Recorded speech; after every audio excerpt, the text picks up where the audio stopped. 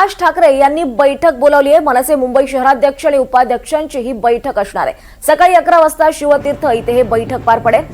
आगामी मुंबई महानगरपालिका निवडणुकांच्या पार्श्वभूमीवर ही बैठक पार पडणार आहे। अधिक माहिती घेऊयात आमचे प्रतिनिधी देवेंद्र कोल्हटकर यांच्याकडून। देवेंद्र, काय या बैठकीचा अजेंडा आहे?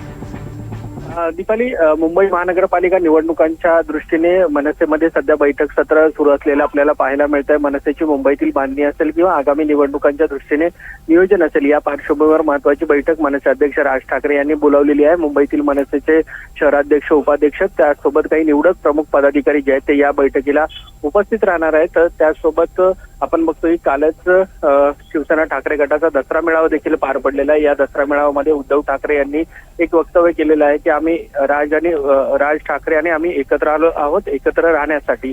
तर दोन्ही ठाकरे बंधूंची राजकीय युती होणार का, या देखील सातत्याने चर्चा घडतात आहे। आणि आपण बघतो की आज उद्धव ठाकरे यांचं हे कालचं वक्तव्य आणि आज राज ठाकरे यांनी त्यांच्या महत्वाच्या पदाधिकाऱ्यांची बैठक बोलावली आहे। निश्चितच देवेंद्र, धन्यवाद या सगळ्या सविस्तर माहितीसाठी।